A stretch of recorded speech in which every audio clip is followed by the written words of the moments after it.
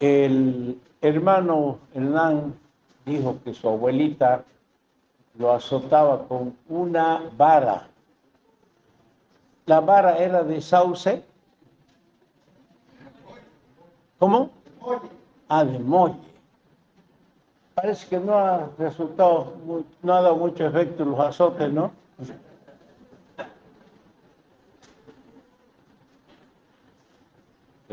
Antes los padres pegaban feo, no solo a él, y lo han hecho cuerudo al hombre. La verdad que antes los padres azotaban, castigaban. Bueno, no voy a decir las otras dudas que me dejó, pero lo cierto es que el Señor, porque nos ama, nos castiga. Es verdad eso. El Señor, porque nos ama, nos azota. Los padres así. El padre que le da todos los gustos al hijo no está bien, porque está fomentándole el error. Pero el padre que cuando ve que el hijo está mal y le habla, y cuando las palabras ya no dan efecto, al niño hay que usarlo con la escritura dice que la vara corrige al niño. Tampoco es cuestión de darle en cualquier parte. Parece que a él le han dado en la cabeza los garrotazos, pero hay que tener mucho cuidado en la manera de castigar a los niños, ¿no? Eso es una cosa importante. Bueno, hermanos, vamos a seguir con nuestro tema. Apocalipsis capítulo 2. Y vamos a leer desde el versículo 12. Apocalipsis 2, 12 hasta el 17. Y escribe al ángel de la iglesia en Pérgamo, el que tiene la espada aguda de 2 filos, dice esto: yo conozco tus obras y dónde moras, donde está el trono de Satanás, pero retienes mi nombre y no has negado mi fe, ni aun en los días en que Antipas, mi testigo fiel, fue muerto entre vosotros, donde mora Satanás. Pero tengo unas pocas cosas contra ti, que tienes ahí a los que retienen la doctrina de Balaam, que enseñaba a Balac a poner tropiezo ante los hijos de Israel, a comer de cosas sacrificadas a los ídolos y a cometer fornicación. Y también tienes a los que retienen la doctrina de los nicolaitas, la que yo aborrezco. Por tanto, arrepiéntete, pues si no, vendré a ti pronto y pelearé contra ellos con la espada de mi boca. El que tiene oído, oiga lo que el Espíritu dice a las iglesias. Al que venciere, daré a comer del maná escondido, y le daré una piedrecita blanca, y en la piedrecita escrito un nombre nuevo, el cual ninguno conoce sino aquel que lo recibe. Que el Señor añada su bendición a la palabra. Oremos, oremos. Padre Santo, Padre bueno, queremos rogarte que esta hora solemnices nuestros corazones, para que nuestro aprendizaje, nuestro entender de tu palabra sea más amplio y traiga gozo, porque el comer tu palabra trae gozo al corazón. El comer tu palabra aviva el fuego que hay en nosotros, la presencia de tu Espíritu Santo. Señor, bendícenos, ten misericordia de nosotros. Así te lo pedimos agradecidos por lo que ya hemos recibido hasta aquí. En el nombre del Señor Jesús. Amén. Pérgamo. La palabra Pérgamo quiere decir elevación y enlace. Tiene 2 acepciones. elevación y enlace. Esta sería la tercera iglesia que estamos analizando, ¿no es verdad? Ahora, Éfeso quiere decir deseable. Y Esmirna, ¿qué quiere decir? ¿Cómo? Mirra. Ya hemos dicho, la mirra es una planta más o menos de 2,70 metros, que tiene un tronco espinoso y que cuando se la machaca despide una hermosa fragancia. Un emblema de la santidad, del sufrimiento, realmente produciendo mayor santidad para el Señor y para nuestras vidas. Ahora, hemos empezado a decir que en la primera iglesia es una etapa única. La iglesia primitiva profesante. Solo Éfeso encaja en esa expresión. ¿Por qué? Porque es única. Porque contó con la presencia de los 12 apóstoles. Con la excepción que al primero que mató Herodes, el hijo de el otro asesino Herodes, el grande, que hizo matar a los niños en Belén. Eso está en el capítulo 12 de los Hechos. Hizo degollar Herodes a Jacobo, o también se llama Santiago. Pero ¿qué pasa? La iglesia contó con los apóstoles que iban muriendo poco a poco. Y el último en morir aproximadamente el año 100 de nuestra era, de la era cristiana. Ahí se cerró un ciclo, una etapa. Esas iglesias desde el año 60 hasta el año 100 son la parte que denominamos, para hacerlo y entender mejor, la iglesia profesante primitiva. Con Esmirna comienza la otra etapa, la iglesia profesante intermedia. Y ahí también encaja lo que hemos leído hoy acerca de la iglesia de Pérgamo. Y esta iglesia de Pérgamo abarca desde el año 316 aproximadamente hasta el año 500. Porque después del año 500 hay otra iglesia que se llama Tiatira, que nos habla del papado, nos habla de la religión católica. Porque hasta el año 600 no había papa. ¿Ustedes sabían eso? El primer papa se llamaba el Papa Vitelio o Vitalio. Se nombró papa, se nombró él representante de Cristo en la tierra, se nombró él sumo pontífice. Hasta entonces ninguno de los ancianos, de los obispos en las iglesias, tenía esta pretensión o esta presunción de ser sumo pontífices, máximo pontífice, una emulación de lo que eran el sistema judaico, que tenía el sumo sacerdote, una emulación de lo que eran los paganos. También tenían el sumo sacerdote los paganos, las religiones paganas, que nacieron, emanaron y se difundieron desde Babel. Babel fue cuna de todo desastre. Ahí se hizo la torre con intenciones de llegar al cielo. Ahí es donde Dios confundió los idiomas. Ahí es donde nació todo lo que prácticamente tiene e incorporó a su dogma la Iglesia Católica.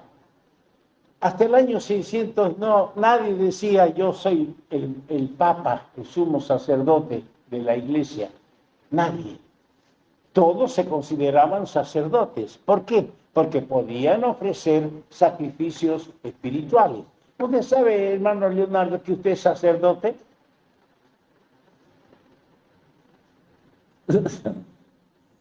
No está seguro, ¿no ve?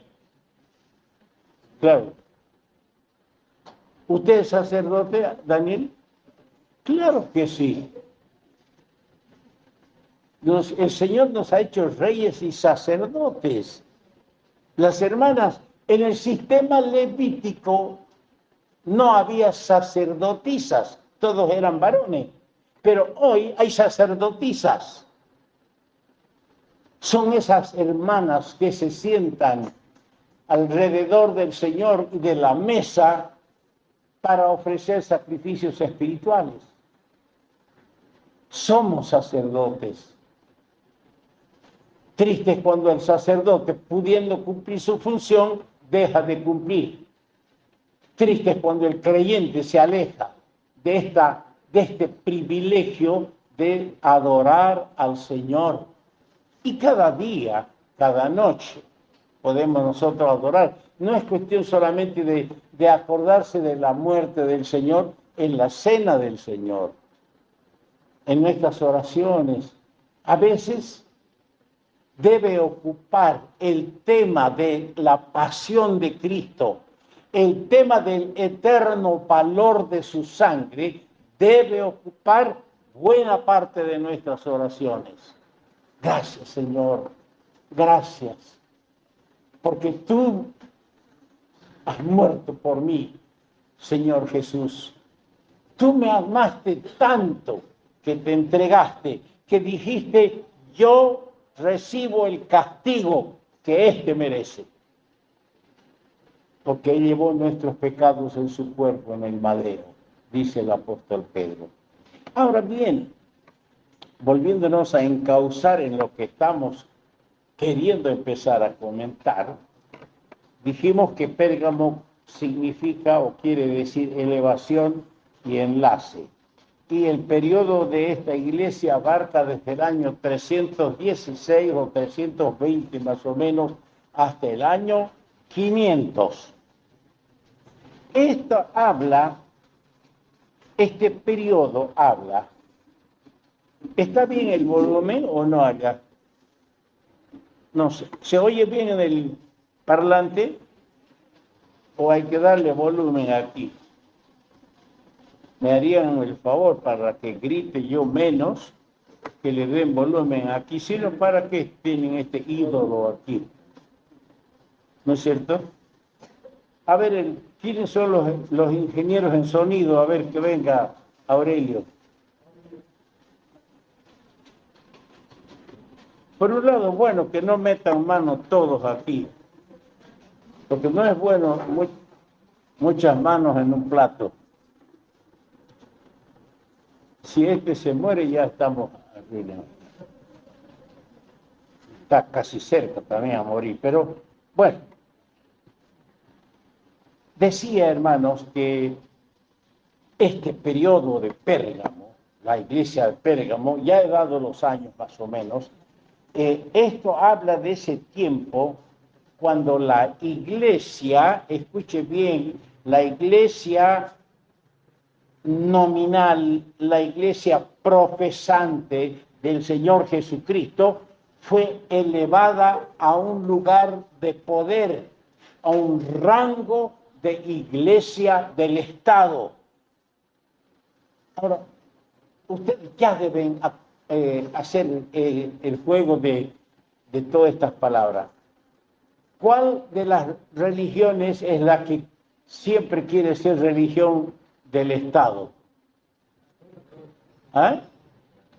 Y claro, los curas ganan sueldo, aquí en este país ganan sueldo del gobierno. ¿Sabía eso usted o no? Que sus impuestos van a parar al bolsillo de los curas. Así es, en Bolivia era lo mismo hasta que les quitaron. Es que la iglesia no tiene que meterse con el poder político. La iglesia es una peregrina extranjera en este mundo.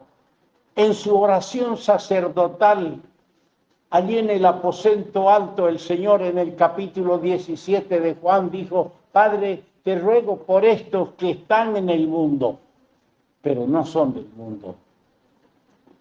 ¿Sabía eso? Usted no pertenece a este mundo desde el momento que es del Señor. Usted está como peregrino en este mundo, advenedizo, extranjero. Pero a veces los creyentes nos metemos en política, ¿no?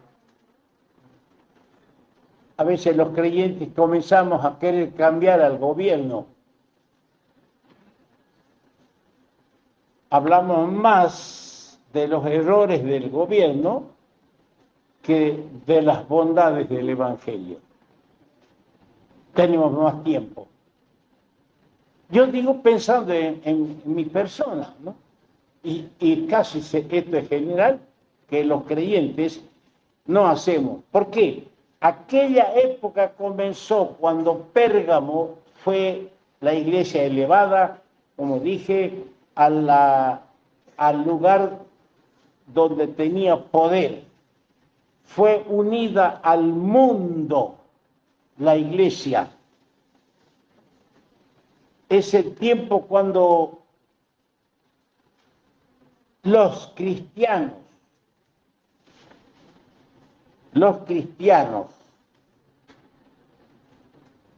fueron unidos bajo la dirección de un hombre, de un emperador que se llamaba Constantino.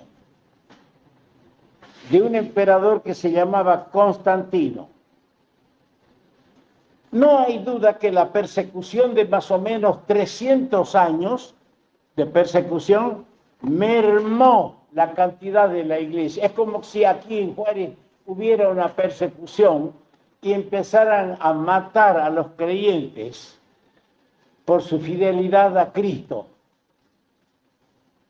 Casi quedarían todos vivos. ¿O no? ¿Me entiende, Efraín? Espero que no. Espero que no. Yo también. Claro. Hablo así porque veo que están algunos cabeceando. Me gustaría que se junten más los que están cabeceando y se den entre ellos, porque se despierta así uno, se despierta un poco uno. ¿Sabe? Yo pienso, ayer hemos hablado de Esmirna, ¿cuántos hermanos habrán sido sacrificados por su fidelidad al Señor? Y en estos 300 años, la iglesia mermó en número, mermó mucho en número, y ahora ya no persigue el mundo a la iglesia. Ahora el mundo le da la bienvenida en Pérgamo, le abre los brazos a la iglesia. Dije ayer que durante el periodo de Diocleciano, el emperador dio 10 edictos que duraron 10 años de persecución y muerte. Los creyentes se reunían en las cuevas, dijimos, en las catacumbas. Pero aquí, ¿dónde está la iglesia? ¿Se dan cuenta dónde está? Donde mora Satanás. Si hubiéramos preguntado a uno de los creyentes de Pérgamo dónde es el trono de Satanás, hubieran apuntado a la oficina del representante del emperador. Y el Señor dice: estás donde mora Satanás. La peregrina ya no es peregrina. La iglesia extranjera ya no es extranjera. Está abrazada. El Señor, ayer leímos en 2 Corintios 11, alguien me lo leyó, que el Señor nos ha presentado a Cristo como a una virgen pura. Una virgen que está de novia, del novio que se ha ido a preparar casa para su esposa en la casa del Padre, con la promesa: volveré otra vez y os llevaré conmigo. Mientras tanto, la iglesia aquí está a los besuqueos, coqueteándole al mundo, traicionando a su esposo, que se sacrificó en el madero, que soportó el oprobio, la vergüenza, las heridas, la corona de espinas, por ganar esta novia. Y esta novia ahora le traiciona. Está entrando en contacto, en relaciones con el mundo. Triste es que la iglesia se ha convertido así, dejando de ser una iglesia peregrina. Al cesar la persecución, dice el historiador Flavio Josefo, que muchos de los sacerdotes paganos se hicieron cristianos. Dijeron, somos cristianos, y eran paganos. Y la iglesia, en vez de decir no a los malos, como lo hizo Éfeso, la iglesia los asimiló, los recibieron. Y el cristianismo se corrompió. Y el cristianismo, la iglesia profesante, llegó a ser religión oficial del Estado. Poco a poco, las doctrinas, las prácticas, las ceremonias de los paganos empezaron a ser incorporadas sigilosamente en las iglesias, y el cristianismo, la iglesia profesante, se casó con el mundo. ¿De dónde cree usted que la iglesia romana, que ha gobernado y dominado desde el año 700 hasta la reforma que hubo en el siglo XV, el año 1500, del paganismo incorporó el rosario, el crucifijo? ¿Conoce el rosario usted? Claro, sabía rezar, ¿no ve? Bueno, los jóvenes estos ya no, pero los antiguos sí. Yo conocía el rosario, van rezando y van marcando, van rezando.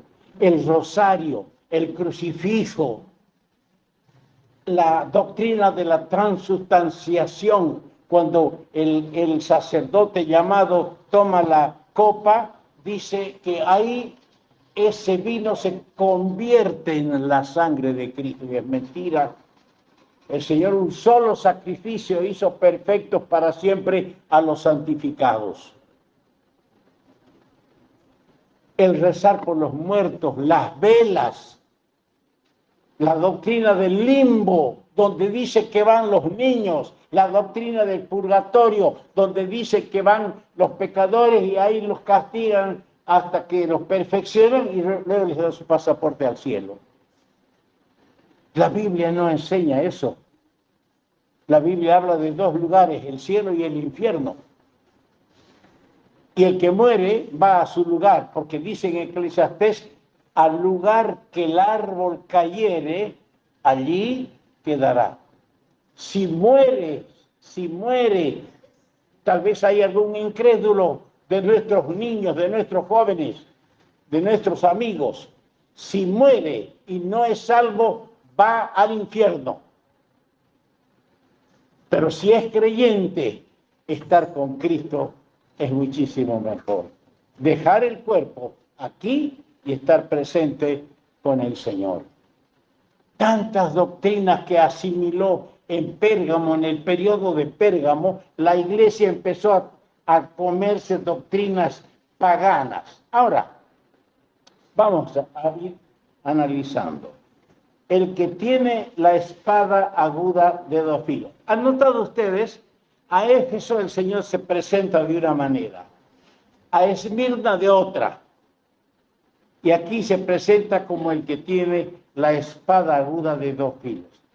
La espada, si leemos Romanos el capítulo 13, verso 4, la espada sirve para el castigo. Y es interesante leer segunda Tesalonicenses capítulo 2, versículo 8, con la espada el Señor matará al anticristo. ¿Qué le parece? La espada es emblema de juicio. Ahora el Señor le dice aquí, yo conozco tus obras. Esta iglesia, a pesar de todo, tenía todavía algunas obras por las cuales el Señor la elogia. Pero tiene que decirle sin ambajes, sin tapujos. El Señor le dice a esta iglesia, yo sé dónde moras. La iglesia, morar, quiere decir que es su hábitat. La iglesia era, hasta entonces, ya lo hemos apuntado y adelantado, era peregrina. El apóstol Pablo escribe a los Gálatas en el capítulo 1 y les dice, el Señor nos ha librado del presente siglo malo. El mundo no es nuestro hogar. Viejo, cansado, escribe la última carta de su vida desde la prisión, el apóstol Pablo, y le dice a su joven hermano Timoteo en el capítulo 4, versículo 10, tristemente una frase. Había un hermano que se llamaba Demas, y dice, Demas me ha desamparado amando este mundo, este siglo. Hermanos, revisemos nuestra vida. ¿No será que estamos olvidándonos que somos peregrinos y estamos amando al mundo? El Señor, el apóstol Juan dice claramente, dice, no améis al mundo ni las cosas que están en el mundo. Estamos en el mundo, pero no permitamos que el sistema de este siglo, de este mundo, entre a nuestro corazón. El apóstol Pedro escribe estas palabras, no dice les ordeno, les dice os ruego como a extranjeros y peregrinos. Os ruego como a extranjeros y peregrinos. Sí, somos extranjeros en este mundo. Somos peregrinos. Cuando a nuestro pueblo en el Chaco y en Bermejo, de repente en un terreno baldío aparecían carpas, unas carpas grandes, 2, 3 carpas, y ahí aparecían unas mujeres con vestido largo hasta el piso. Muchacho, vení. Voy a sacar la suerte. ¿Quiénes son? Los gitanos. Uno ve la carpa y ya sabe que esos que están en la carpa no han venido a vivir para siempre. Son peregrinos. Cualquier rato se van. Que el mundo vea, hermano, que nosotros somos peregrinos. No estoy diciendo que no hay que tener casa. Bien, hermano, no hay que confundir. Podemos tener casa, 1, 2 casas, vivir cómodamente, podemos tener auto, podemos tener plata, pero no permitamos jamás que todo eso se meta aquí al corazón. Tengamos casas, camiones, autos, tengamos y usemos nuestros bienes para honrar al Señor, para servir al Señor. Pero que no se entren esas cosas aquí al corazón. ¿Por qué? Porque nos van a ladear, nos van a sacar de la senda y nos vamos a olvidar que somos peregrinos, que estamos transitando a la patria celestial. Yo sé dónde moras, dice, donde está el trono de Satanás. Dicen los historiadores, y yo tengo la ayuda de algunos libros, siempre me ha gustado leer, y estos son historiadores, como ya dije ayer, Heródoto, Flavio Josefo, y hay otros dos que tengo ahí en la casa, que relatan los tiempos de Jesús. Tengo 3 tomos. Interesante. La vida en los días o tiempos de Jesús y a posterior. Ahora, el asiento del gobierno romano, el representante del emperador de Roma, que tenía su asiento en Roma, el que lo representaba estaba en Pérgamo. Por eso dije, si hubieran preguntado a uno de los hermanos o cristianos de Pérgamo, de la época de Pérgamo, o de Esmirna, le hubieran dicho, ¿dónde queda el trono de Satanás? Nos hubiera apuntado al asiento del emperador, del trono representante del emperador. Nos habría señalado claramente. La iglesia sentada en el trono imperial. ¿Qué le parece? La iglesia sentada en el trono imperial. ¿Por qué? Porque dice la historia, y esto no es cosa mía, es la historia, que a la muerte de un tal emperador Dioclesano y Galerio, 2 aspirantes al trono empezaron a armar sus ejércitos y a pelear. Por un lado Constantino y por otro lado un tal Maxencio. Dice que Constantino, mira, esto es interesante, una noche tuvo un sueño que vio una cruz grande en el cielo, una cruz de fuego, y escuchó una voz que le decía, en este signo vence. Para entonces la iglesia ya había adoptado el crucifijo como su símbolo. Y ustedes saben que el crucifijo es un símbolo pagano. La cruz es un símbolo pagano que nació con Nimrod en Nínive. Y claro, se asustó con el sueño. Consultó a los agoreros, a esos que siempre tienen los gobernantes, hay sus consejeros, ¿qué es esto? Y le dijeron, ¿sabe qué pasa? La cruz es el signo de los cristianos. Usted tiene que adoptar la religión cristiana si le ha dicho en este signo vence.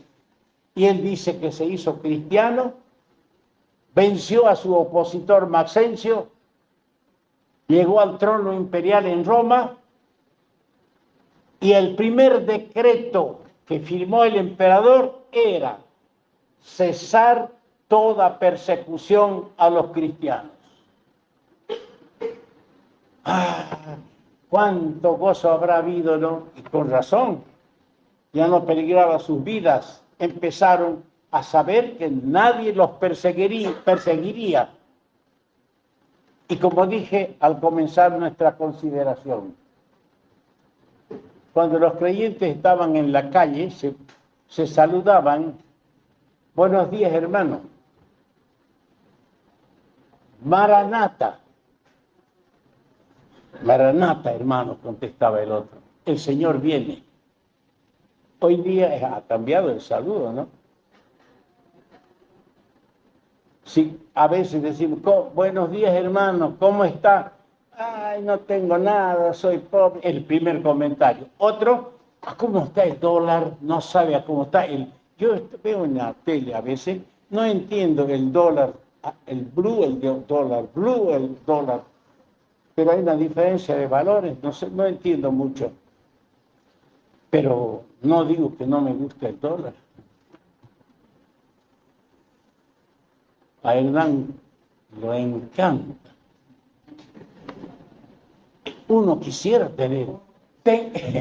Tengamos plata, hermano, en el bolsillo, pero no aquí adentro. Si el Señor me bendice, Si el Señor te da, podemos decir, aleluya, gloria a Dios. Pero utiliza toda la abundancia que Dios te da, utilízalo en el temor del Señor. Utilízalo sabiamente, invierte en obras para el cielo. Este hermano que está aquí, no voy a dar su nombre, pero lo estoy mirando. Me dice, hermano, pídamelo, cómpreme los folletos. Hay una imprenta evangélica de un creyente en Tupiza. Y yo le pido a la hermana, a la esposa, mándame por WhatsApp los modelos, qué folletos tenés. Y me manda y yo se los mando de ahí a Salta. Y me dice, de ese pídamelo 2.000, de ese otro pídamelo otros 2.000. Y páguemelo, hermano. Se lo pago porque él me lo devuelve con creces. Viene, recoge y reparte en la ciudad de Salta. No predica él, pero está sembrando la palabra. Pero de lo poco que él recibe, está usando, invirtiendo para el reino de Dios y para la eternidad.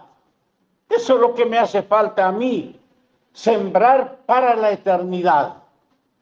No solo sembrar, lindo es sembrar. Aquí hay uno que tampoco no quiero decir su nombre, pero está aprendiendo a sembrar zapallito, sandía, maíz, le encanta y anda buscando semillas. Bien, que el Señor bendiga su trabajo, pero también siembre para la eternidad. Qué lindo, ¿no? No estoy yo haciéndome la burla de nadie, ni estoy acusando a nadie. Estoy alegrándome, hermanos, con ustedes. Sembremos para ganar, comer, tener, pero también sembremos para la eternidad. Cuando lleguemos al tribunal de Cristo, ¿cuántas horas de mi vida habrán sido perdidas, mal usadas? ¿Cuánto dinero que el Señor me dio lo he invertido en mis placeres, en mis gustos, y no lo he invertido en hacer algo para el Señor?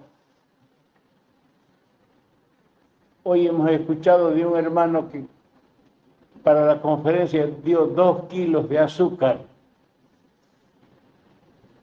y dice ya está muerto. Claro, para el muerto hay que hablar, pero yo no quisiera morir mientras él esté vivo, porque está hablando para los muertos.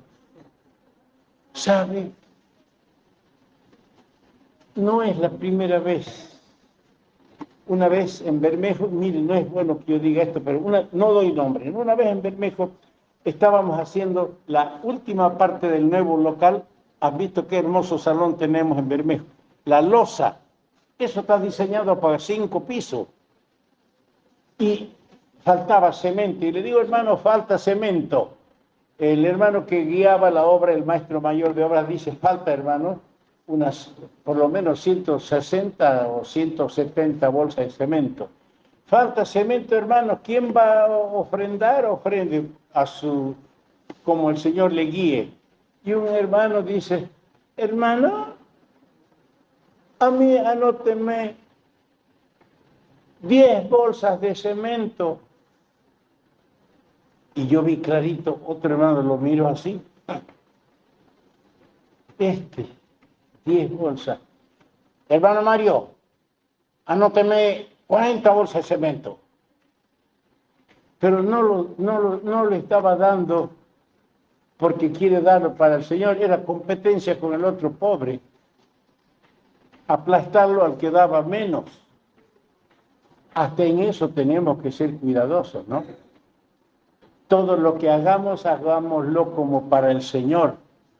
Todo lo que demos, hermanos, no importa si son 2 kilos de azúcar, alguien va a dar otros 2 kilos, alguien va a dar otros 6 kilos, y luego vamos a tener una bolsa. una bolsa de bendiciones que el Señor en el tribunal de Cristo va a recompensar. Voy a dejarlo aquí, hermanos. No me siento bien, sinceramente. Hoy he tenido que tomar calmante y será el cambio de clima, no sé. Pero quisiera seguir, pero no tengo, estoy temblando. Pero que quede esta expresión. Somos peregrinos, hermanos. No lo olvidemos, somos extranjeros. Estamos marchando a la patria celestial. Sembremos para la eternidad. Hay muchas maneras de sembrar, hermanos, de dar. Un hermano me dijo una vez, con esto me voy a bajar, ya deben estar desde hace rato esperando que me baje de aquí. Un hermano me dijo una vez, hermano, yo daba de mi parte, bueno, el Señor me bendice y daba ofrendas buenas en la bolsa, en la cena. Cuando de repente dice, hermanos, el domingo que viene nos toca hacer el asado en el parque, vamos a ir toda la iglesia a las 6 de la tarde y vamos a quedarnos ahí jugando, hay donde jugar hasta la... Así que, vamos, ¿qué quieren comer?